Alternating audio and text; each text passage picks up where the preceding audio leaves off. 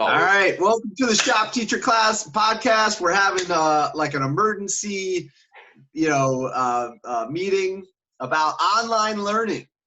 What does that mean for a shop teacher? Like, what's your plan? And we're gonna have a conversation between three shop teachers. Hopefully someone else joins. We put the link out there. A lot going on. To me, it's interesting. Should I set this up? My concern in the long run? Yeah, absolutely. Go for it, man. Okay, so here's what I'm curious about. Now, shop teachers in general, there's a lot of, if there's a budget cut, shop teachers kind of get hit throughout the country. If you don't have a strong program, anybody part of this community that's online right now with the shop teachers probably has a strong program. But if you got a program that's kind of not so sure, and let's say there's an economic downturn because the stock market took a major hit, then maybe a school would take a hit next year, and then maybe there would be like a reduced budget. And also, so what does that mean? Also think about it. Let's say after 3 weeks, you come back from the 3-week, quarantine thing, and you come back and people ask, hey, what'd you do online? And if you kind of like went like, whatever, which is kind of like, what are you supposed to do? You're a shop teacher, what are you going to do online? If you come back from that 3 weeks or 4 weeks and there's not much, like you don't shine the way you would in the shop, then maybe people that make policy would look at that and say, oh my God, they didn't really do anything over that time and we paid them. So it's like, think about it from their point of view. So I want to make sure that, some of us get on the same page as far as like, hey, how do we best serve our community while at home? I know that we can't do the same thing, but I'm worried about the long-term implications of the shop teachers, getting banned from school for 3 weeks, kind of. So what do you guys think of that? Tim, your response? Well, first I was trying to process that. Number one. Number two, all your way.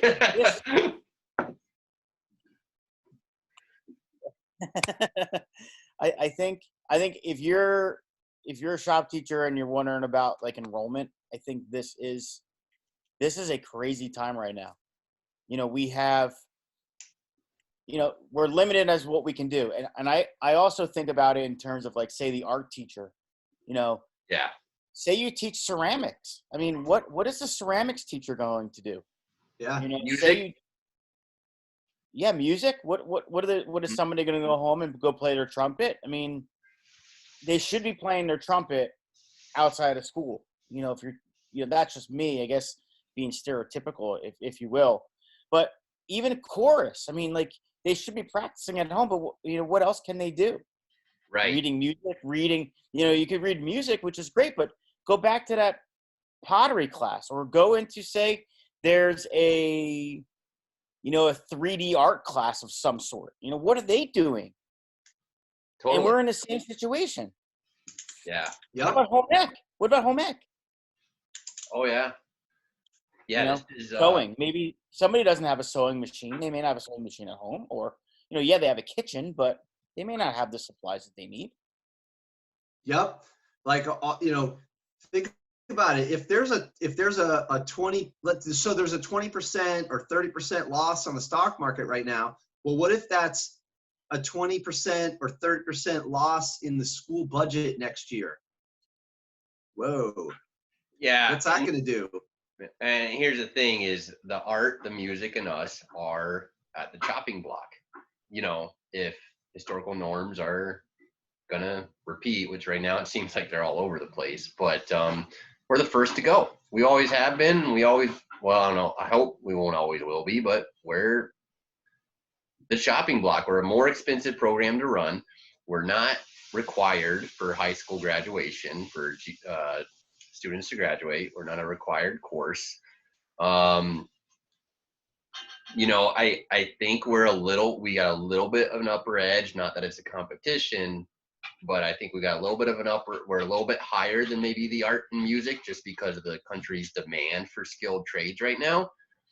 And Well, I also think with the push of Mike Rowe and Mike Rowe Works and Harbor Freight and all those guys, even John Ratzenberger, I mean, I think they're helping us, which is saying, hey, we can't slash all these shop classes because these are some big players in the game.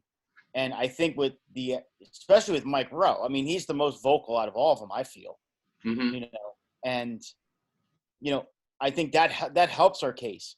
Is enrollment going to drop? Yeah, I think enrollment will go down because, hey, what happens if this happens next year? They just did a silly article review or, a music video review or whatever. And no, we're not really shop class anymore. Yeah, exactly. What's that? Oh, tell us more about this, the review. We're not, what are you? Oh, like I'm saying, if you have to do an article review or video review or, okay. I get you. Well, we can do that in any class. I took shop to build stuff. I didn't take shop to do right. Yeah, so for instance, I was watching Micro's good and those guys are real good, but even Elon Musk is chiming in on this. Recently, he really slammed the school system. And he said that, he was at a satellite focused conference. And I don't mean satellite like distance. I mean literally the actual beacon in the sky that rotates in an orbit sending internet to us. And they were asking him questions. And somebody from the crowd said, hey, a couple things it's hard to afford school, but you've said in the past that school is not exactly a requirement for Tesla or for SpaceX, but yet it does say it on the website.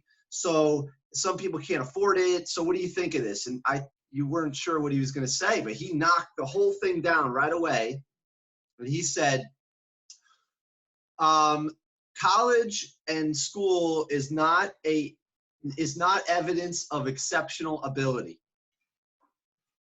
Oh, I saw that. Yeah. I saw that. And so and then he followed it up with saying that manufacturing is underappreciated, how difficult and how important that is to have in the US. And I don't know if a lot of people know, you guys probably know, but a lot of people don't know that we were buying rockets from Russia and then launching them. And in fact, the way we send astronauts to the space station is through the Soyuz rocket or capsule, which is a rocket that was designed in the 50s, and it's from Russia.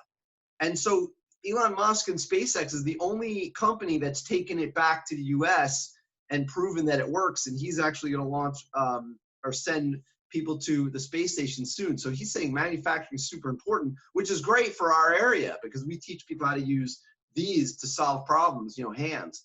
And but in light of that, we're handicapped here for 3 weeks to a month and maybe longer, and then we might be handicapped financially going forward. So I thought it would be important to have this meeting and come up with some ideas and see what you guys are doing. I don't really have a plan besides okay, they could do some CAD lessons. So my question would be okay, let's say Tim, your school is closed? No, not yet. Okay, my school is not closed yet, but they might. And then Matt, your school's not closed yet, or maybe it won't close. But let's say you guys were faced with a closure tomorrow and you knew it was going to be 3-4 weeks. What do you suggest we do? Well, we had yesterday, we had a teacher in service where we had to generate our plans. So and I had 4 preps. So when I mean 4 preps, I mean 4 different classes that I have to prep for. And you can't just give every class the same thing. That's not fair to them. Right. And it's one of those things. You want to give them something that's productive in terms of the content area, but you don't want to just give them something to give them something. And, you know, how, you know, that's where I was in the mix for. And that's why initially I put that comment out on the Instagram. You know, what are people doing? And yeah, I kind of half-ass joked about go around and take pictures of your, you know, wood joints in your house. But that's a practical application. Like, go find me 5 miter joints. You know, go find me 2 butt joints or what. I mean, and I know it's kind of ridiculous. I mean, you can insert anything in there. Like, okay, go find me 5 things made out of maple, if you will. But at least that's practical, and it's not one of those things that, you know, the kids that we get in our classes are not the traditional kids that are going to sit there and write a 5-paragraph expository essay. And they're hands-on. At least if you got the phone back in their hand to take pictures of stuff, they can maybe appreciate what they're doing. You know, what we're doing. You just sparked an idea I have. Maybe what I would do with my class would be, okay, you're required to fix something in your house, and then you'll get support from us from online, and we'll meet daily, and I'll check, like, let's say a Discord, which, if people don't know, Discord's kind of like a group text but on an app. Or you could show evidence that you took something that was broken in your house and fixed it. Now, let's say they fixed the toaster. Well, that's a little dangerous, you know? Yeah. So you got to give them a procedure for that. Or maybe it's beyond them to fix something. So it might be a little bit too wild to fix something. But it's kind of interesting. Maybe that would be, like, I could be the supportive online, I'd be like tech support for the group, you know, and everybody's got to show up with something, and they got a week to pick something in their house and fix it, like the vacuum cleaner or whatever. Or maybe instead of 120 voltage is like off limits or something. So you fix a chair or whatever, but then you're getting into saws and whatnot. So yeah, that's the thing, is kind of gets like a little difficult to do stuff like this. But, or they could do an Arduino project or something like that. Or yeah, or like you said, identify stuff. You know, now, but this is all very general industrial arts topics, but what if and somebody commented this after we released last night's episode or something along these lines, but they're specifically automotive. That's their course. What the heck do you do with that? You know what I mean? I think all of us have more kind of general topics that we can kind of overlap into a lot of things like Arduinos or whatever. But if you're automotive, or if you're specifically metalworking, think about how many kids can do metalworking in their. Right. That's man. Yeah, we're getting served a curveball for sure. Well, I used to do at my old school. I used to do and this was 15 years ago. I used to do current events, you know, where they actually had to go find an article, you know, in a newspaper that was related to, say, when I taught energy, power, and transportation, they would have to go find a current event article about one of those 3 topics. And it went pretty well for a while, but then it started the default, let's go to the internet, let's go to the internet, let's go to the internet. Well, I kind of took the questions from that assignment and used them in my video reviews or my article reviews that they have to do, and kind of just tweaked what I used to do. And it seemed, and I felt that had value at the time, and I still think that has value now. But I'm not letting the kids just go willy-nilly saying, hey, go find me a YouTube video and give me, you know, a point on it. I specifically said, watch this video, you know, that's related to. So maybe they're watching a video on, like in my wood carving class that I have this semester, I gave them a video on power carving, because that's a topic we're going to do when we get back, or supposedly get back now to school. But, you know, they also said to us, you can't necessarily teach new content. Yeah, I remember reading that, and I was kind of trying to digest that wording. So you can't, it's all got to be to review. Yeah, it's review. They used the terminology along the lines of, and this came from our state, I think. It was use time to review and address current topics. So it wasn't anything necessarily new. Okay. And what Wait, this is oh, go ahead. well, I was going to ask what specifically are the expectations from your district? Like how many days, like are you supposed to have detailed lesson plans? Can they be kind of general? Like what's Well, what I did was, I already had all my classes on Google Classroom, so I didn't have to worry about establishing within like yesterday or today or Tuesday. I didn't have to establish like a whole Google Classroom environment and learn that whole system. I knew that. Yeah. I literally just made, I went into my electronics class and I created an assignment and I uploaded my assignment sheets. And then in the little description area, I just said, this is your assignment. You should plan 5 days to do this assignment and have at it. And it's going to be due. The due date will be announced by the instructor. So, and I gave all the kids, I put all the kids' names in there and said, you're this topic, you're this topic, you're this topic. And then it's just there so that they have access to it. Yeah. And even with the video reviews, it was specifically, I said, this should take you, this is one day assignment is to watch this video. Here's the link. Answer the following questions on the sheet provided. Submit it via Google Classroom. And that was my instruction. And there was a Word document that I uploaded. Okay. Okay. So basically it's review. They're looking at something and they're review. So I just got an idea by just thinking and talking, like listening to you. I think that the missing component that, I don't know, maybe sometimes I'm overboard, but like, maybe tell me if you think this is too much. The missing component is the tangible thing, which defines us from the other teachers, So what if you did like a design project and it had several components to it, and their job is to solve a problem, design the system on, let's say, Onshape, which you can share the files, okay? And then we have to get a quote and get the thing made.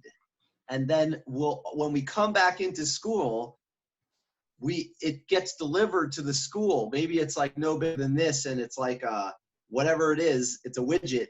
And then when you walk into school, I'll spend the money if it's $50 or $100 or whatever. You get it printed from a 3D printing house or something like that. And when you walk into school, you get the thing and you test it out, and we'll do like a couple versions. And then like it's been reviewed. It was like a group project. And at the end, there's this actual thing. To me, that would be like, that's the thing you can walk into a meeting or you could show to, not that I'm trying to impress anyone, but like if you could show to a parent or a supervisor, say, hey, what'd you guys do over break? Oh, well, we reviewed a bunch of books. Or you walk in and say, well, actually, they designed and made this object that then was outsourced to like a 3D printing house, and here it is. Well, I think that's having the conversations like this now, after the fact that a lot of us have these lesson plans generated already. Right. This whole thing literally just came in to our laps a week ago. Yeah. There were some grumblings a couple weeks ago that said, hey, this might happen. Start thinking about what we're going to do. And I think it was more or less out of survival. It was, well, what's the best thing we can do as teachers in general? Well, I think it's obviously book work. There's no, would I like to say have a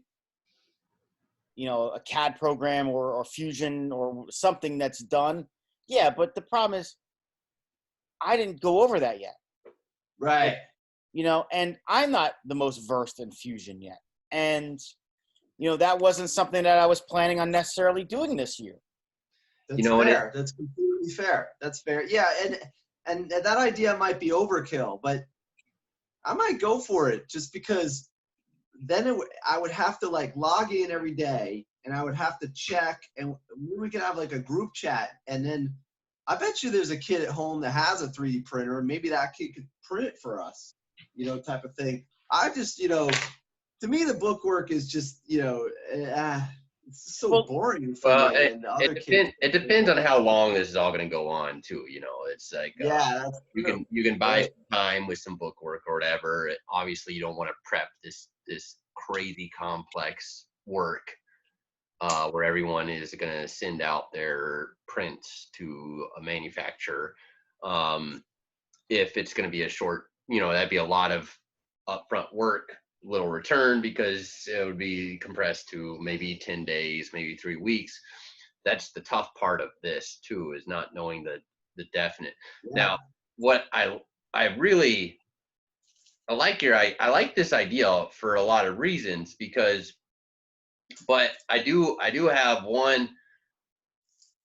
We should be kind of doing that in our class. We already do that in our classes, and there is the potential to send a lot of plans to CNC.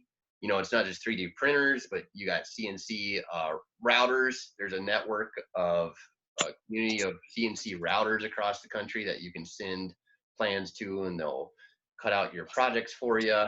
Same with machining, and this might be an opportunity for us to make better connections with those types of facilities and get students interacting with them. And an interesting point that I came across right before we met was the motivation factor. And it's twofold. It's not just on students. At first I thought it was on students, but I didn't realize this till I read it when I was scrolling or through Twitter. And someone's like, well, as a teacher, I'm not motivated to teach to digital beings, like I feed off the audience. And this is going to be a new challenge for us. Let's say we go down your road, Ron. Somehow we got to create a large amount, a sense of purpose behind whatever design work you're doing, and some sort of accountability behind the design work you're doing. Out. Am I cutting out or are you cutting out? The internet's cutting out. Yeah, I'm here. Can you hear me? Yeah, but it's kind of cutting out. Okay. I'm fine on my end. Oh, okay. Sorry. What did I miss? My good looks. I was just saying, like, with that idea, that concept, which is an ideal, like that is something to strive for, that students are working towards this kind of bigger picture in their own way that they can within their own house, through design work or whatever, but still operating as a team, still getting that design to a third party and having that third party manufacturing. And yeah, that would be a grand slam. You bring that in after coronavirus and be like, yeah, we still built this freaking stool. Hey, cut her out. So, the motivation factor is twofold. That's where I was going down. It's not just students. Okay, so let's say you come up with this grand plan, blah, blah. Okay, now your students receive that, but there's no face-to-face accountability that's taking place. I mean, I heard students, they told me straight to my face, hey, they tell me I gotta do school online, guess what? Like they were just like, yeah, that's not happening. Like and it's like, okay, so their motivation is going to be compromised, as well as I think ours as educators, because I think we got into education to be connected with people, to be face to face, to build those relationships, and you take that away from us. And now all of a sudden, if we're going to try and design some sort of problem for a group of people to solve, and we are not in the moment with those people, it's going to be hard to create a problem that the students are willing to solve. And it's going to be hard for us to sustain it because they're not there. There's no energy coming back. Yeah. Also, like, let's say you have 10, there's more than 10 kids, but let's say out of 10 kids, how many kids are going to look at that project and try and contribute something? And then how do you even grade that, Yeah. But let's look at it the other side of the coin. Maybe there's three or four students that are going to shine during this. that wouldn't shine in class. Could be. Yeah. Yeah. Or an Maybe, we educator don't know. too. Yeah. You could do like a twofold. You could do a twofold. You could do, the assignment where there's like questions on a Google form on Google Classroom, and that's the minimum. But then the moonshot project would be, hey, design this widget as a group, and you could actually, you could put two classes against each other, and then when it's done, somebody maybe volunteers their 3D printer or whatever, and then you bring it, and then they bring it in on the day we get back. So it's almost like exciting to get back to class, type of thing. I guess it's like a moonshot I'm talking about, maybe. But I like it. I mean, I think it's important to think, in that, like, in a parallel universe where the moonshot is the norm. I wonder that? if anybody's ever done that before, like collaboration online, design a widget as a class. I know as a professional company, they do this all the time, probably, because you got people working in, somebody's in China manufacturing, and then somebody's in Los Angeles designing it. That's like a normal thing. But I wonder if there's any schools that have done online learning to design a 3-dimensional object. That would be cool. Totally cool. Yeah, so it's challenging what we're going through here, Yeah, well, I just got word they canceled ITEA for tomorrow, and I guess it goes Saturday. What is ITEA? The International Technology Engineering Education Association. Okay. The International Tech Ed thing that was being held in Baltimore. They canceled that, eh? Were you driving there? I was gonna drive there in the morning. Yeah. And this is interesting. That sucks. Sorry, because I know you probably were looking forward to that, right? Well, yeah, I was gonna go get my award. So. Oh, you got an award? Yeah. New Jersey Excellence in Education for Technology. I think whatever the state award is. Oh, man, I'm sorry. Congratulations, dude. Yeah, thanks. Now you guys you deserve it. We'll give you a shout out right here. Oh yeah. So anybody watching this, you got to check out Tim's Instagram account. I mean, really diverse and deep into this stuff. You do a good job, man. I really well-respected educator, definitely. I'm sorry not going there for. See, they should probably do it online. Why don't they just go online instead of canceling? Say, hey, we're going to hold it online, and saying, hey, we're not doing anything. Well, the other thing is they've been down there since, I guess, yesterday. They were there yesterday. They were there today, and they put out a thing last week saying they weren't going to cancel. So things have changed. I mean, things are moving really fast. Like yeah. Was it you guys that were close together but had completely different scenarios going on? Oh, you mean like geographically? Like, Tim, where you're like an hour and a half from me or something? Yeah, about. And then somebody messaged in and they're like, "Oh, I'm this close to Ron, and this is what's going on." And it was like kind of different than what I knew Ron was going through. Well, West New York in New Jersey, which is in Hudson County, close to the city, we don't know when they're going to cancel, but today they doubled down on making sure that every kid has access to internet. And if we did cancel, which I think they're going to, I don't know if it's tomorrow or if it's going to be Monday or Tuesday, but like, to me, it's like you can't buy a fire truck when your house is on fire. You might as well just buy the fire truck now. I love that. I love that analogy. I stole that from, I don't know, I saw it online somewhere. I mean, everybody's talking about this. If you check I'm not a TV watcher. I watch all YouTube stuff, so they don't hold back. A lot of people are like, yeah, dude, you might as well prepare now. Because I mean, listen, why do we have fire extinguishers? Because we don't know. And the thing is, public gathering, you know, I don't want to get too deep on the corona because listen, I don't know anything about it. But here's the thing: the kill rate among kids is super low, but the kill rate among adults is around 3 or 4%, and then the kill rate among older people, like 80 years old and above, is 20%. I mean, that's like, dude, that's bad, you know.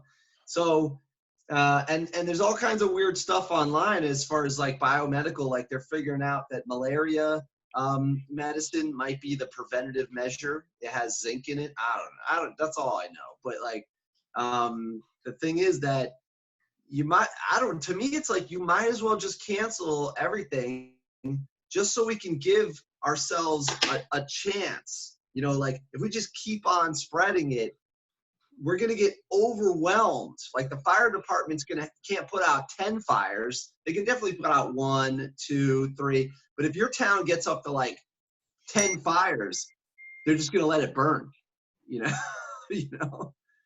So.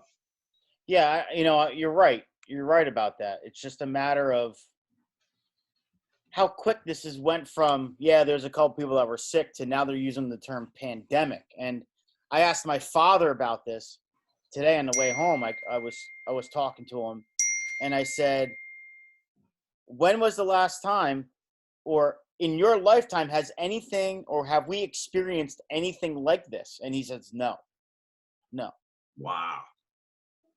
You know, and he was born in the 50s.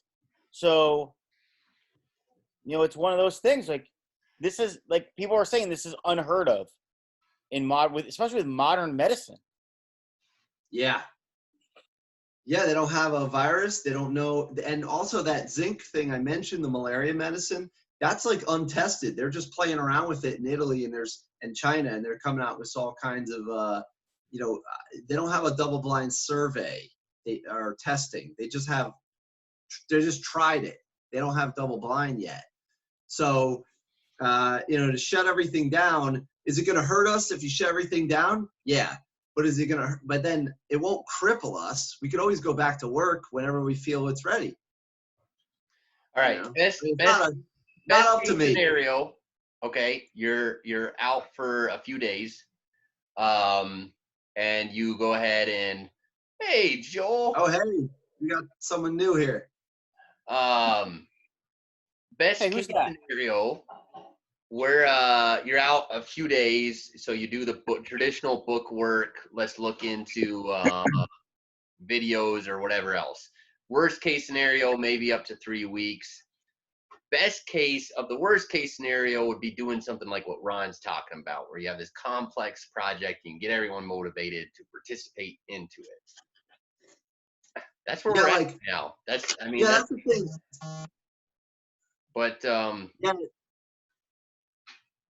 everything okay? That's the thing, is that it's if it's the known and the unknown. So like Jim Cramer, he's like a finance guy. Like it's debatable whether he's, you know, people like him and don't like him.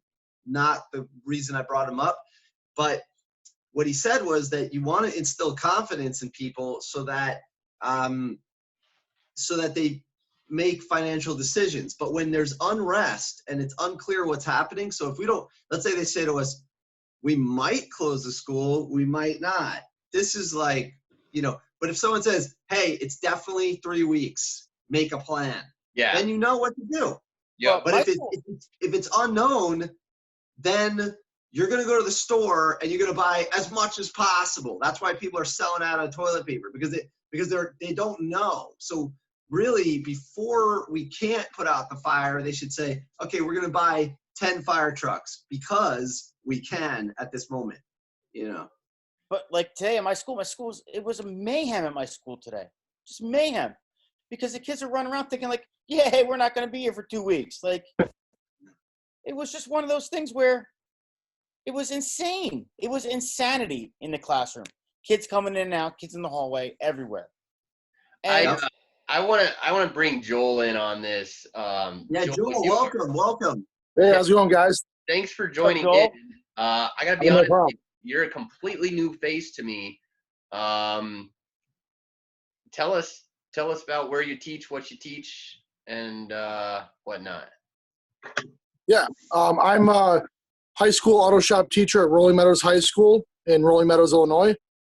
Okay. This is my 10th year teaching altogether. So Nice. Were you the one that messaged in about having to teach? Do you teach for like 3 different schools? no, I don't. Okay, another automotive teacher messaged in, and they're like, "Man, I teach for a university, I teach for high school, and I teach for another school." And they were like, "And it is crazy right now." How are things looking for you in Illinois? Kind of goofy. We just got this afternoon. We got a email from the superintendent. They were shutting down all of our after-school activities. So sports, clubs, anything after school is canceled until the end of spring break, which we have not this upcoming week, but the week after. So all that's been shut down. I coach water polo, so that got shut down today. We had our first game yesterday, so Really? we're shut down there. They've stopped field trips and other stuff. They've shut that stuff down, and we're just kind of in limbo. And you get they were saying before, like it's kind of this: are we going to do it? Are we not going to do it? The kids are like, well, they're going to shut school down. It's like, no, we don't know what's going on yet. We got to figure this out. And we keep getting all these emails about figure out your online learning, and we'll see what happens. Well, I'm glad you popped in because shortly before you popped in, we were discussing that. The 3 of us are, well, like Tim's got 4 different preps, so he's got 4 different content areas. Ron's does a lot of different content areas. I do a lot of different content. We're more generalists, I guess is what I'm saying. Whereas I from what you just told me, I feel like you're more of the specialist. Yeah, I'm lucky enough. I teach all automotive all day. So Okay. And so how does that, from a more generalist angle, when you're thinking of remote learning, there's a bigger target to hit. But for you as a specialist, and I know people listening to this are in a similar boat as you, if you're exclusively automotive where your target is like a bullseye, like what are you going to do? How are you like, are you going to tell kids to work on their mom and dad's car, and that's what we're trying to figure out. In my intro classes, we just got into electricity. So there's some stuff we can do online with that. My advanced classes, they're getting into more specialized electrical where you need to be doing stuff on cars. And then my top level class, they work on cars all day, every day. They basically run like a little shop in the school. So they really, that's their stuff that they do. So they're going to be kind of out of that. And we've been trying to have discussions with people and just kind of figure out what to do as far as how to make it all work. We're all just been kind of thrown into this. I feel like it's just another one of those teacher things where it's like, here's a problem, figure it out. And yeah, you're right. No, yeah. So we were thinking about, like, right before you got here, Joel. And by the way, I like your Instagram account. It's good stuff, man. Thanks, man. I appreciate it. Yeah, it's great. If you what is it? Rolling Meadows on Instagram. Oh, RMHS Auto. RMHS. Yeah. Oh, Good I don't stuff, follow. man. I don't think I follow him. I think check I've them seen out. it. And when you said Rolling Meadows, it rung a bell. I feel like I've seen it before. Yeah, I'm Twitter, Instagram, Facebook. I run the gambit there. Nice. I think you have to. Yeah, you definitely have to. Well, especially now, right? Yeah, it's just, it helps promote the programs and lets people see. And our classes, a lot of them are based on are all students got to choose those classes. So you got to kind of show off what you do. And I know the parents love it. The people in my district, they're really on Twitter a lot, so like they love seeing it. And I've had people from like board members and stuff come up and say, "Hell, man, we love what you're doing in your class," just because they've seen it on Twitter or Instagram or something like that. So What is it again? RMHS Auto. Oh, okay. Joel, I gotta ask because I know there's very few shop teachers that cross my Twitter feed, and now that you've said your handle and everything, I know you're one of them. There's another one who's posted. I don't know if my memory's foggy with this, but somebody has posted a lot about the wrench game. Or Yeah, that's Tim Heim and Ken Atkins.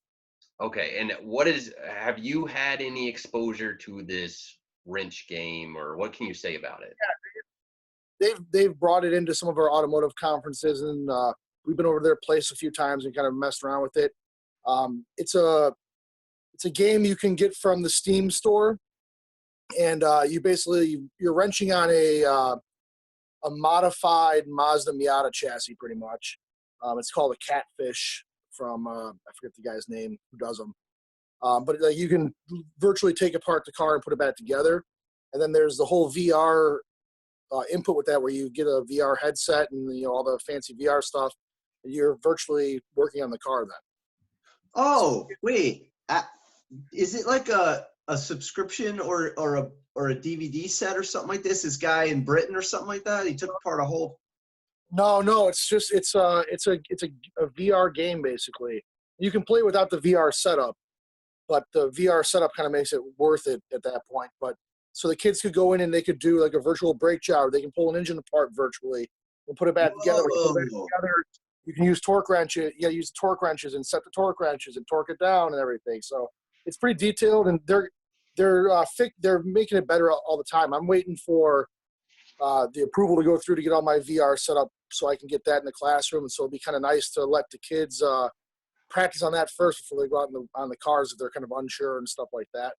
Oh, that's great. So so where do I find that? It's cool. It's the wrench game. If just Google it. It's on Steam. So Steam, like the game platform, that's where you kind of get it from. It's like $20. It's cheap.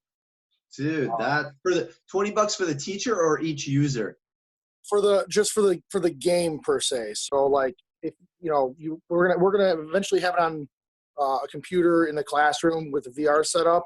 So we'll just got to get one subscription for that, or one copy of the game. Oh, I see. So this would be good, but so the question we want to ask is that let's say you're out for 3 weeks, which it's unclear, right? Yeah. But let's say it's 3 weeks. What would be your plan? And then I could tell you, like, I have an idea. Tim's got an idea. Barbercheck's probably got an idea. So do you want to hear our ideas, or you want to tell us what you got? Let's hear your ideas. That's why I kind of joined in here. I saw the link on Twitter. I'm like, I'm going to join in with these guys and see what they got to say. Because I love following all you guys and seeing what you guys have to put out there. Okay. Yeah, I just followed you, Joel. Cool. Because I was not a follower of the auto thing. So that is really cool. Holy cow. Thanks. Amazing what you guys do. I was just scrolling through some pictures. So nice. Yeah, and check out the Instagram and then also the Twitter, because I post different stuff on different things on different platforms. So just like you said, Joel, that like people are paying attention to what you're doing. That's clearly any shop teacher that's part of this the shop teacher podcast and the Instagram community and stuff. We're always selling our program, which is, I think, it's just part of the job, and because we're elective, and it helps, So what I was thinking was I could do like a baseline thing where like, okay, here's the thing to watch or read, and here are the questions, and you could check them, right? But what I was thinking was, which would be a little more of a moonshot, because I don't know if it's going to work, is maybe we share the Onshape, which is you can collaborate and see in real time changes to a design. And you could do it on a phone app or on a internet connection. You don't need the program.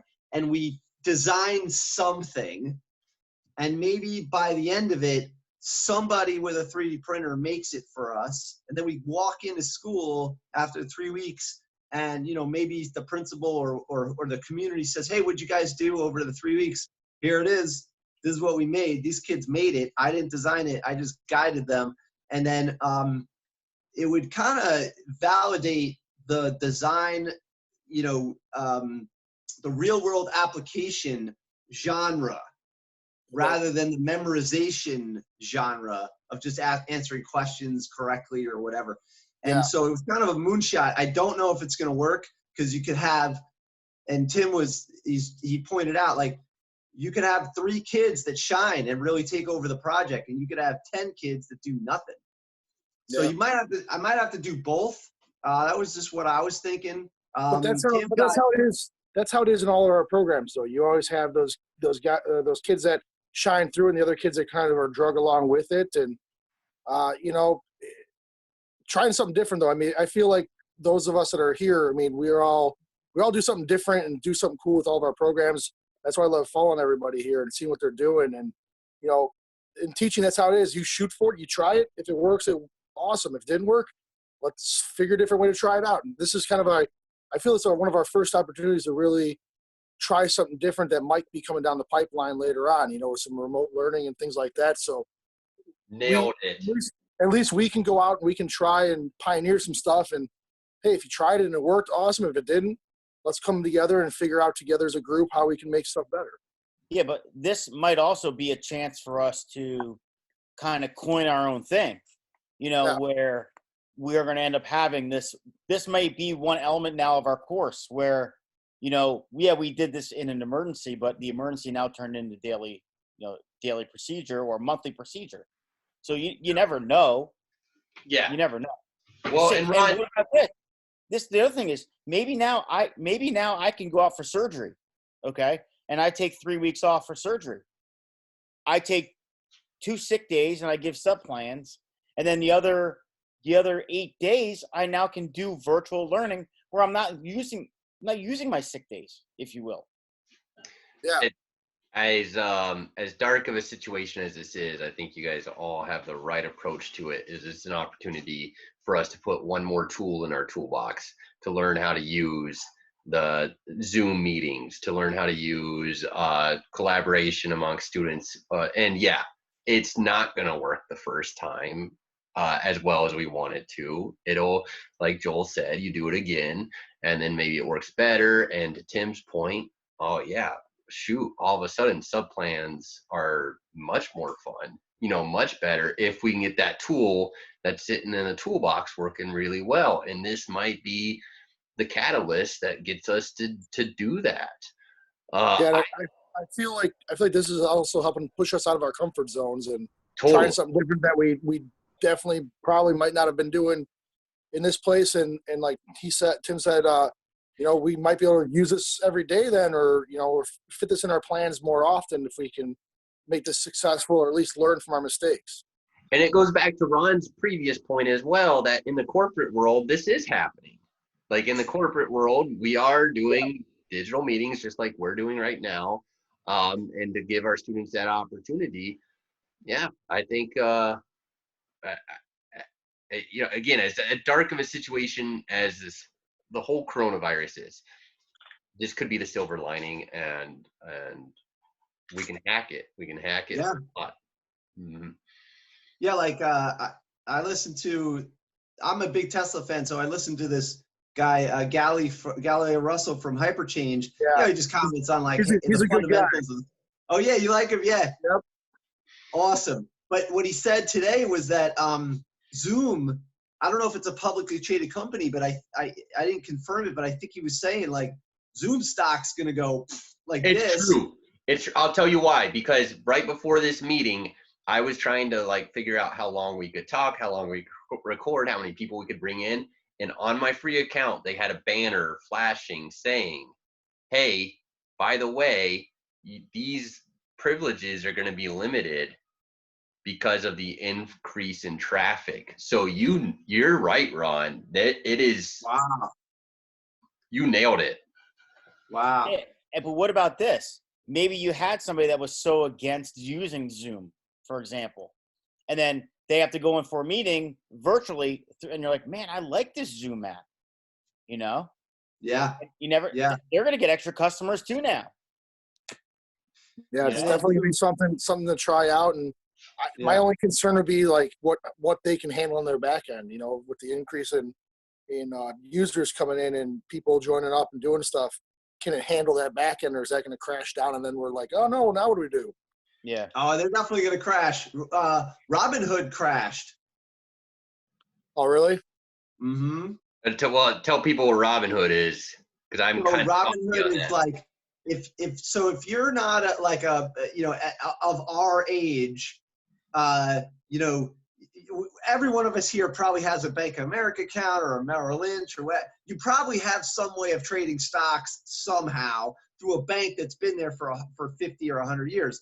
But the young kids and the older people, but mostly young kids, they get on the Robinhood app, and you could buy a fraction of a share. So they could buy a piece of Amazon for $10 or whatever, something like that. I don't know exactly how it works, but so many people jumped on there that Robinhood couldn't handle it, and they crashed it. Now they're actually facing problems, like they might get sued. Oh yeah, I saw some of that. I actually just recently started using Robinhood. I was following along the Tesla stock stuff and kind of kicking myself for not jumping in sooner. But I started looking into it, and I bought some like cheaper stocks and stuff. And to get the fraction stuff, you have to like be a user for a bit to get in on like the fraction sharing stuff. Because I was like, maybe I'll get in some fractions of Tesla because I can't get in at the price point that this.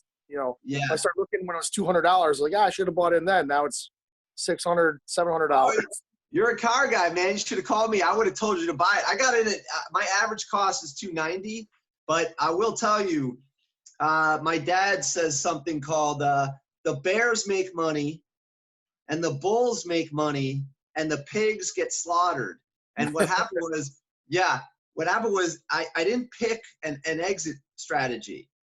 And it spiked to 960. And everyone around me was like, Ron, listen, you did good, but you should probably take some profit. I was like, no, it's going higher. It's going higher. Meanwhile, like that. So I'm up, but not as much as I should have taken a little bit off the table. And that's good. Yeah.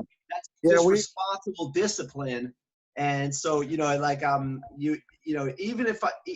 people that got in early could still lose. Like it could go down now, I think right now with just the market being down in general, it'll go back up. They're poised to with some new stuff coming out here, go up again. Yeah, the Model Y, this and that. But kind of off topic, but in the topic of online, the ability for kids on their phone to still be a part of, participate. You could be an investor anywhere in the world now as long as you got a phone. You don't even need a bank account any longer. So this is where the world's headed. Corona or no Corona, online doing business is where things are headed. Yeah, and I feel just in the future alone, my district, they've gone to some blended classes where the students go to class part of the time, another time they go either into like the library or other parts of the school where they can hang out and they can work on stuff. There's still schoolwork to do, but it's more like a college type class and stuff like that. So I feel like that's kind of coming down the line in our district with more blended classes and things like that, where, I have like office hours instead of just a specific class, and the kids will come see you. You're like, oh, here's a lab time. Today's time to do your lab and stuff. So, we got to kind of figure that out because that's online learning stuff's coming, whether we like it or not. It's all college stuff has online learning. It's come down to high schools, middle schools, stuff like that too. Right. So think about it. So that was the reason that I got so excited about having this meeting, is because it's like, okay, for 3 weeks, we are being tested as shop teachers. What does the future of shop teachers look like if there's budget cuts, or if going to school becomes something different? I don't think you can throw the word budget cuts out yet. I mean, this is such an anomaly. So, I don't know if they can. This isn't something that the school district's specifically doing. Like the school district isn't coming in and saying, yeah, we're going to close for 3 weeks or 2 weeks. This is the State Department of Health that's coming in, or the County Department of Health saying, listen, you guys have to shut down, So Yeah, I don't know if you know. I don't know if they can say it. I don't know if you really can say budget yet. Now, if this goes on until December or a year from now, maybe you can start throwing that around. That's just my 2 cents.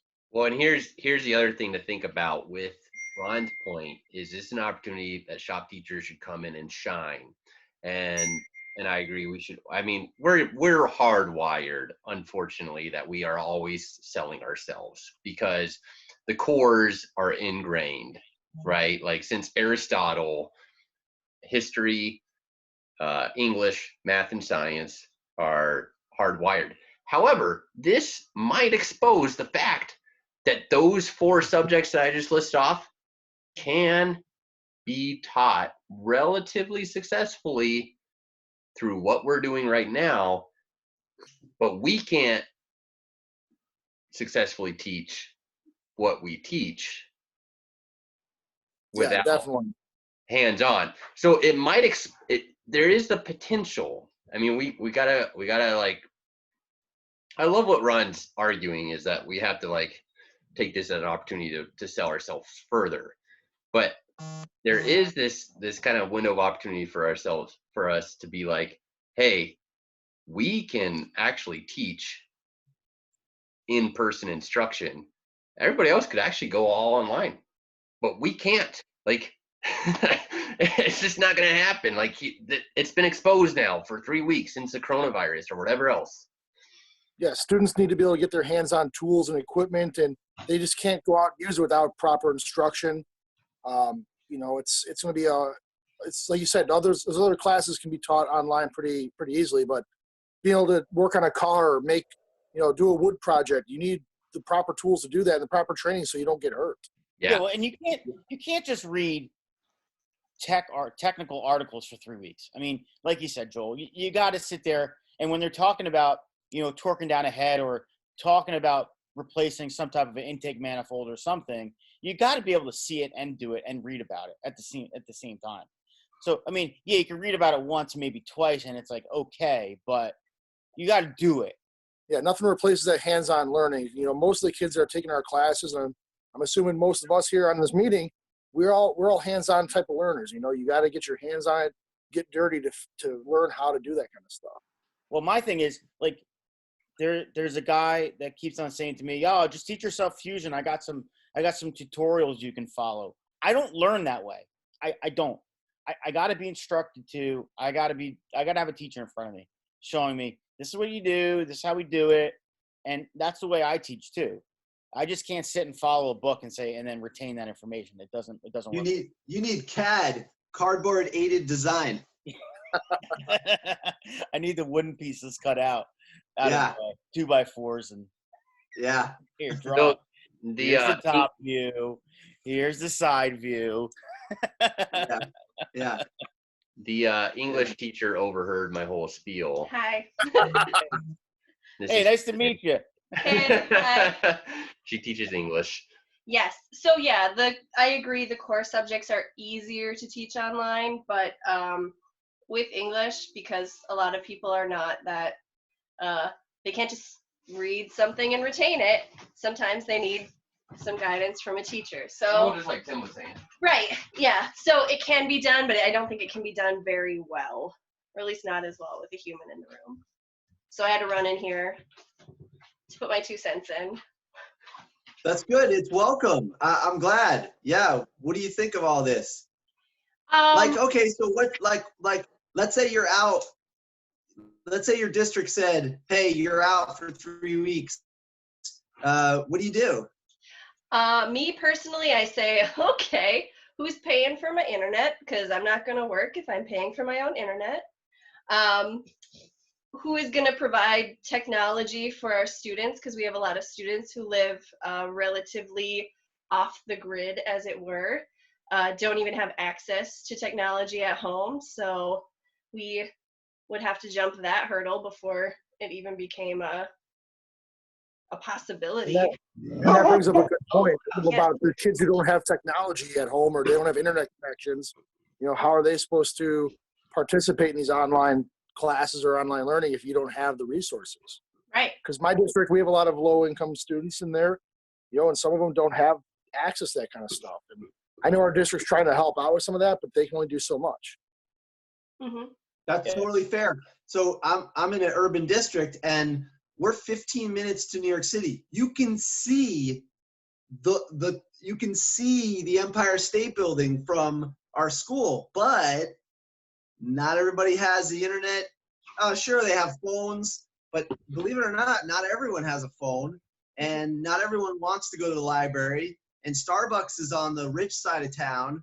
Maybe they're not going to venture over to that side, so like, it might not, you're right. Like, what do we do about that as well? It's a good question.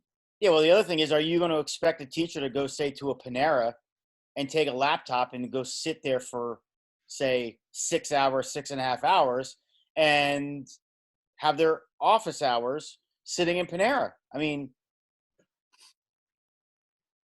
Yeah. We don't And the even have whole point of closing this down is to keep away from contact. But if you got to go to a Starbucks or a Panera or somewhere that has internet, now we're just counteracting why we're staying home in the first place. Yeah. Yeah. I was thinking about this. Like, imagine if we were at a school, or say school was now full year, and they ended up having this situation where we were full year school, and they said, all right, let's just take our summer vacation now, and then we'll just push everything back. Then you could have really no instruction. It's just free time off. It just so happens that it got modified.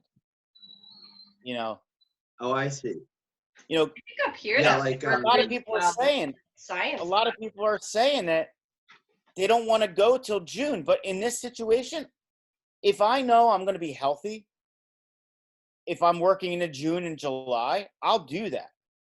But I don't want to be put in a situation where I'm compromising myself.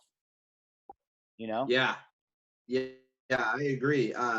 We were making this point before, like it's better to shut the whole country down now and just go nothing for like a month and just get a handle on it. They don't even have a preparatory anything. Like, we don't know what's going to happen, but going back to like what people are doing, I just want to get, Joel, what do you think you would do for 3 weeks online? Like, I'm still figuring this out. We've been kind of looking into some newer technology stuff. Some of my other automotive teachers have used like Edpuzzle in the past with some stuff. I've been playing around with that a little bit. I have a student teacher right now, so he's actually got some cool websites he's showing me about for some electronic, like, circuit building stuff. So since we're in electronics, I mean, they could virtually build circuits. They don't need to be in person. We could do that over the internet and still kind of get the same results. I heard you could do an entire Arduino, literally like virtually put the pins in the breadboard and and then you can code it as well. Both. Yeah, that's what he was showing me. It was pretty cool. Okay. And that's something like we might step out of our zone and maybe we'll get into some Arduino stuff that we normally wouldn't get into in class, but since it's all rolled in there, maybe learn some coding.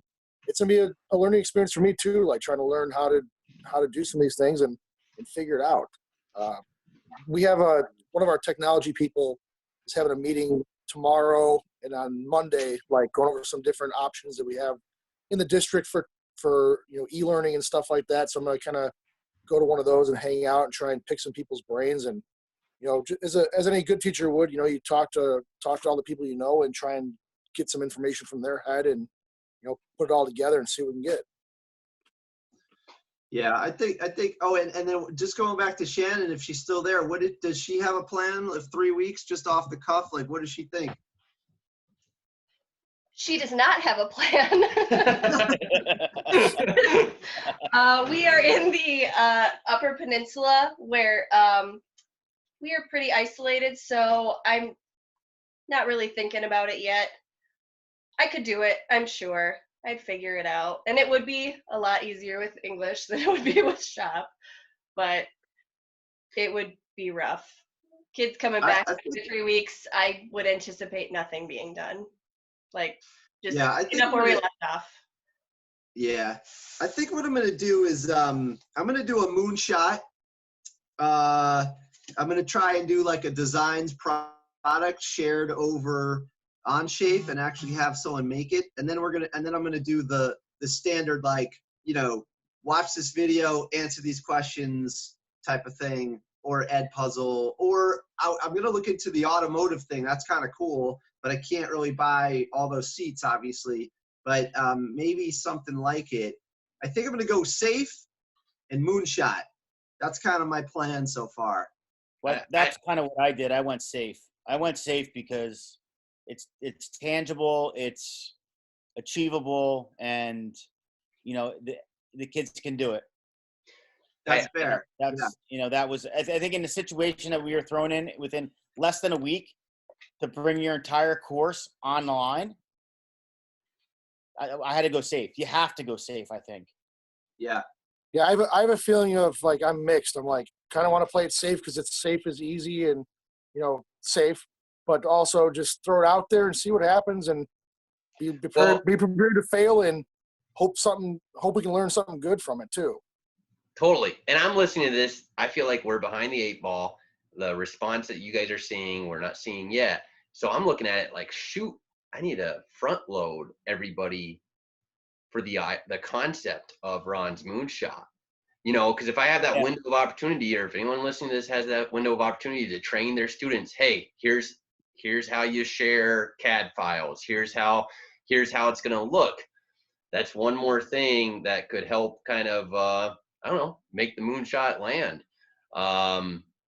It's tough because I'm still really struggling with the motivation factor and the accountability factor. I think we all are. All are. It seems like this year's really been a struggle for me in those areas. Yeah, and that's non-digital. You haven't been non-digital yet. So if that's been a struggle in those areas, then you add on the component of being digital. Man, I mean, I think the way I would counteract it, if like gun to my head right now, Barbercheck, you got to decide how you're going to counteract this. I would try really hard to think of some sort of project that had enough purpose and meaning, and hope for the opportunity to front load the students on, hey, you're off for 3 weeks, but we need to solve this person's broken leg deal. I don't know what it is. I'm at a loss for examples, but that's the only thing I could think of that would lock down that kind of, that motivation and that accountability. Yeah. So why don't we do this? Would you guys want to do like another meeting in a week or 2 weeks and like find out like just a follow-up thing? How long do you guys like that? And like, how long do you think until we kind of meet again? Maybe we can coordinate again. Yeah, I think we kind of just literally watch the weather, really, if you will, for lack of a better word, and see what the pulse is. You never know. Maybe this blows by, which it's probably not going to, but maybe it does blow by. And hey, you plan for 10 days out, but hey, we're back in 5 or we're back in 4. You never know.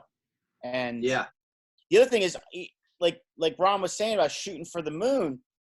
The problem is, say you shoot for the moon, and they say we're coming back tomorrow.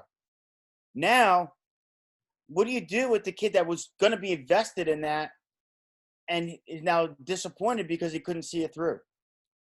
I think you could still do it. Yeah, I think so. But, there's now that whole thing. They didn't see the project through. I think some of the kids are understanding with some of that stuff too. Like they're kind of figuring out with us. And I know some kids might be a little disappointed because they didn't get to do that project all the way through or something, but they can understand. And if you got time to work it in there, maybe have those kids who are really vested in that project, have them kind of working on that while you're working on, you work on something else with some of the other kids and kind of give you up to class like that too. And I would like to throw a dose of inspiration out there. We've talked a lot about shop class can't be taught online super well, but if you look at, and these are people who are pandering to willing audiences, whereas one could argue we're not. pandering to willing audiences. You know, you got Mark Spagnuolo, who's the wood whisperer, who's doing online courses for woodworking. The Essential Craftsman, who does online courses for blacksmithing. Like, there are models that exist out there who do online skilled trades instruction. And I that's good, but I feel that people that are taking those classes already have some not background knowledge, and they have the tools available to them. So, like, yeah, if you're doing an online blacksmithing, you probably have stuff together to do some kind of blacksmithing. You know, you're not just like, I'm going to pick up blacksmithing right now and go for it. You gotta have some background in it to kind of get going. You know, we're trying to teach the kids safety, and these kids don't even own tools. You know, so they're coming to us for the tools.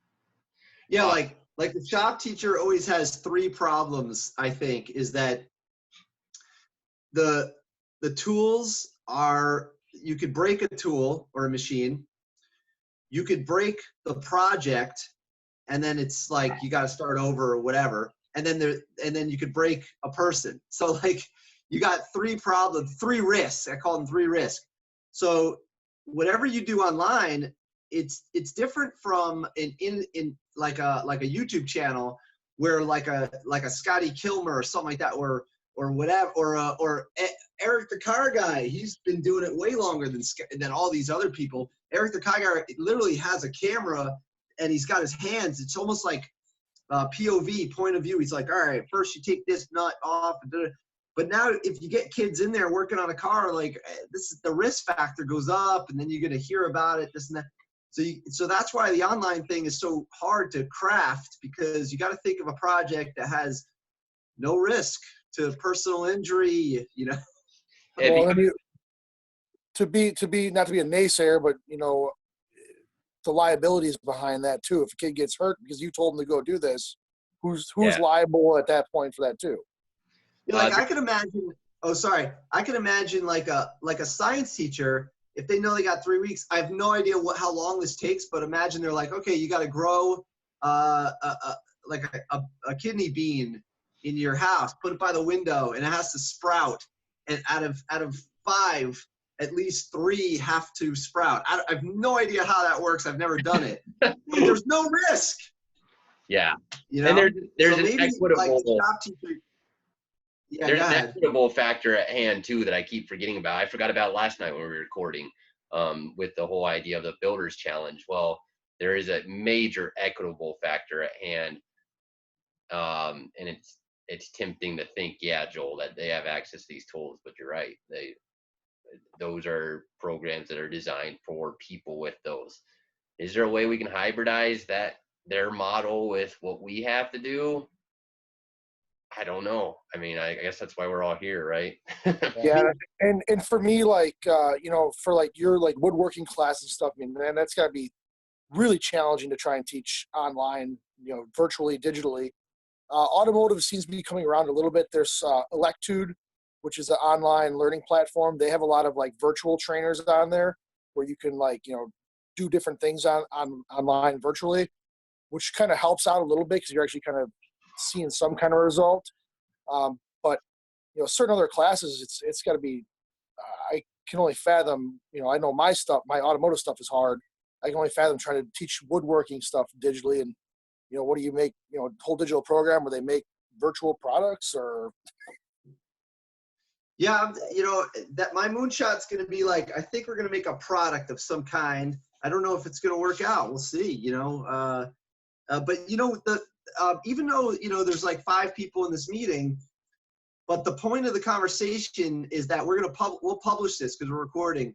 And maybe we'll put this to the you know, the internet community and, you know, shop teacher community and see. Maybe somebody else has a plan and they share it with us, you know.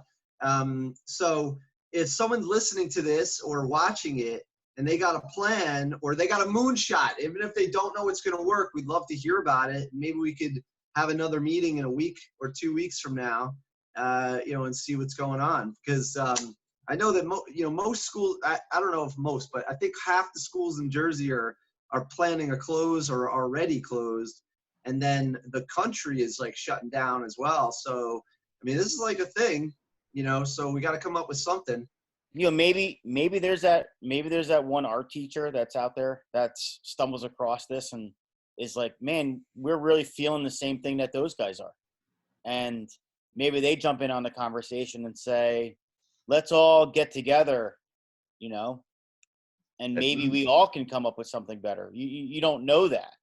And, maybe even the band or the chorus instructors or those type of classes, maybe they're wondering the same thing. Maybe they're having the same conversations we're having, and we don't know that. So hopefully we all can kind of gather up and, start wrangling up everybody and say, hey, what are you doing? How are we doing it? And, this works, this doesn't work, or this works in my environment, but, I like that idea better. And maybe all of us are all missing the boat right now. Maybe there's something else that we didn't even talk about. We don't know that. We don't know Totally. Like, imagine if you're a music teacher. I have no idea how to do this, but imagine if you made like a whole jam session just online and somebody took it upon themselves to edit it together. And then they got like a music video, and everybody made millions. That'd be cool. Yeah. And, but like with our situation, oh yeah, maybe the first thing I'll do is to say who has access to what. Like, I know there's definitely kids in my class that have 3D printers, and I know they have soldering irons and they already work on stuff. And I know there's kids that have nothing, but they have ideas. So, I don't know, And we'll see. We'll see. What? Maybe they have toothpicks. No, but Bridge toothpicks. But I definitely would. I wouldn't mind getting together, with you guys in a week or two, or I mean, even every so often, just all of us kind of get together and share ideas. I think that's really what's going to help all of us push forward and make our profession better. Nice. Yeah, let's do it. All right. So Cool. do you guys think that the teacher doesn't matter, insert content area teacher in, the spot that's front loading everything right now is doing a disservice to some of us that are just trying to, play it safe? Oh, how do you mean? Like say for example, you're teaching architecture and you're like, well, I'm going to have my kids, build trusses, and here I'm going to send you home with a box of glue, a box of pins, a box of nails, and a box of this, and 35 strips of balsa wood. And they're going like, well, in order to do that, you got to put a gusset in, you got to put, a W king post or anything like that. Is that person making us look bad that because we're playing safe? I don't know. Who could have saw all this coming though? Like beginning of the school year, we weren't thinking about, oh man, we might be shut down for a couple weeks. We're just kind of doing the same old we've done, and now this kind of flips it and puts us on notice. Like, hey, we got to be ready for something else that changes, and we got to be ready for the future when things change. Yeah, no, I think also that person, sets a precedent that, yeah, it might be overwhelming at first, but can be inspiring. Sometimes what's overwhelming can be inspiring. So I think if I saw that person and they're like, yeah, I did all this, and I'm like, oh my gosh, I'm going to take pages from your book. You know what I mean? I'm not going to bust my ass as hard as you because I like to hang out with my dog. But that's how Barbercheck. That's how I feel. That's how I feel when I watch all your stories and all that stuff. When you're always redoing your shop, I'm like, I feel overwhelmed. Just like, oh, what would I do with all that stuff? Or where do I put everything? Like, I get anxiety sometimes thinking about that. Well, it should be inspiring. That's the idea. Is it's like, all right. No, it does. And there's times where like if I'm kind of sitting around and I watch some of your Instagram stories and stuff, and you're showing like stuff you're doing in the shop, and I'm like, man, I should really get out in the shop, and I'll go out and start doing stuff or thinking of different ways to kind of clean the shop up and make it look better. It does definitely inspire me. At the same time, I feel like how you'd feel like, oh God, like how am I going to do this? Well, we all push each other to do better. I mean, that's what we do. Right here. Joel, go ahead. Have you guys found there are like online or like digital tools that you guys would normally use that you'd have to pay for that are offering their services for free because of the coronavirus because I got like 3 emails from like peer grade and stuff, like Englishy things that I use that are like, just use this promo code, COVID-19, and you'll get 4 months free. Like, cool. Honestly, I would honestly, normally not use this, but yeah. for those companies, I mean, it's a kind of a way to get you hooked on their product at that point. But it's Yeah. kind of cool. I haven't really seen anything of that for my automotive side of stuff. But I definitely, if I came across stuff like that, I'd definitely check it out and kind of try and use it. And then who knows where it goes from there. Yeah, yeah. But so Joel, I'm with you. When I remember when I first got started getting to know Barbacek, I would look at his projects for organization, and I'm like, oh my God, this thing's awesome. Like, listen, man, there's only so much you can do. I think you definitely every year I always try and have like some like a reach project and like, all right, my standard like my Briggs and Stratton project. Oh my God, we've torn apart the Briggs and Stratton and put it back together so many times. But then the stretch one is like we're trying to do the Shell Eco Marathon. That is a tough one. That is a tough one. Yeah, we're building our own electric high mileage cars for a local competition that we have. So I definitely feel like it's not as intense as the Shell one. I looked into that recently, and I was like, yeah, it's probably not. Hey, we should collaborate or talk about the what you're doing for that high mileage, because I'm learning a lot about batteries and battery management and C ratings and amp hours and stuff like that, and chargers and whatnot. And maybe we should, Yeah, definitely.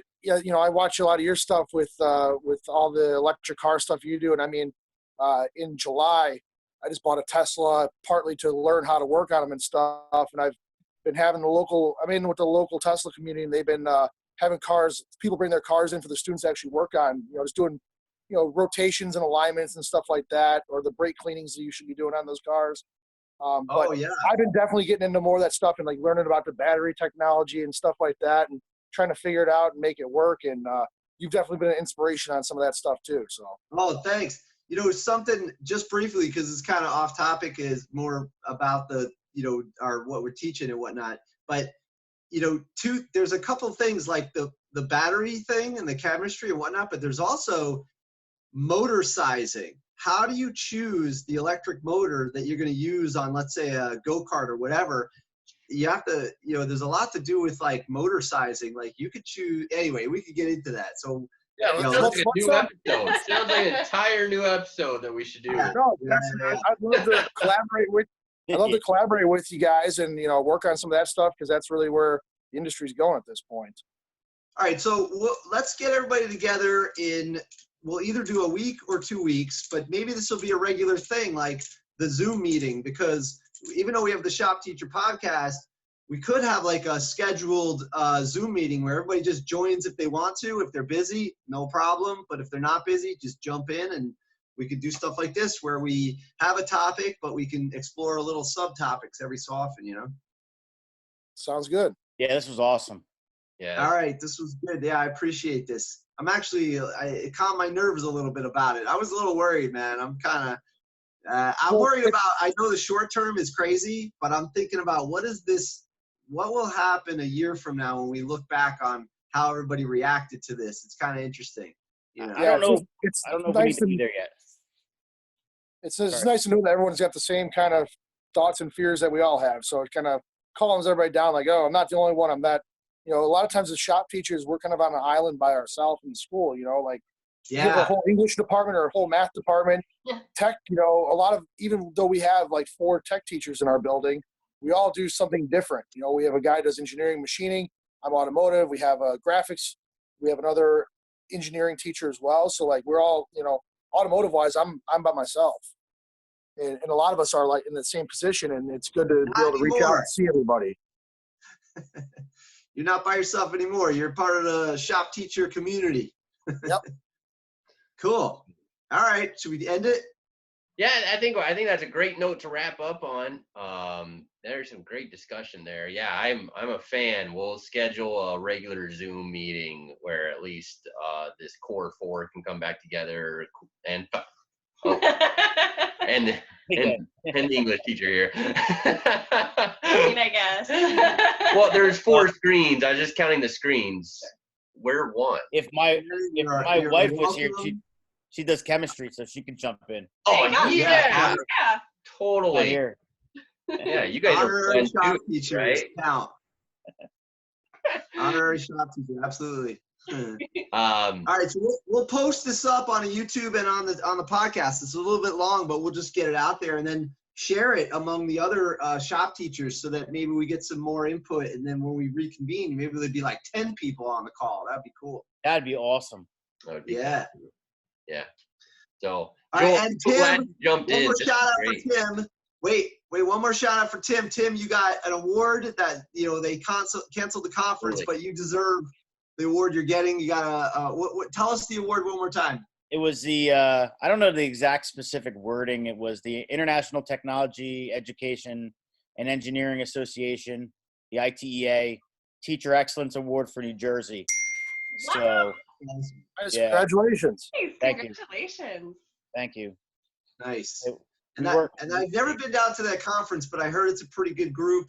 So maybe you get there next year, Yeah, I got to try to figure out how to get my award now. But so we'll figure that out, and we'll go from there. So I appreciate all the support and everything. Cool. All right.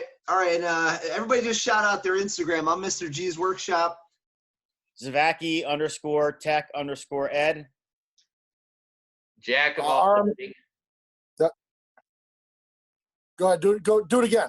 Oh, Jack of all learning, periods between the words. Mine's RMHS Auto. And then hers is The not so English teacher. Periods between the words. I don't know if I don't follow her. I guess I got to follow her now. she's kind of quiet. I'm quiet. I got it Nice. mostly to put likes on this Very guy's cool. page. And check out, this will be on the YouTube channels because we got the Shop Teacher podcast YouTube channel now. Yeah. Nice. Sweet. Okay. Thanks for jumping All in, right. Thanks, everybody. everybody. Yeah, this has been great. Good to see you all. Yeah. So All right. Nice to Good meet talking you. to everybody. stay healthy, wash your hands, and all that good stuff. Yeah, see you. See us. All right. That's it.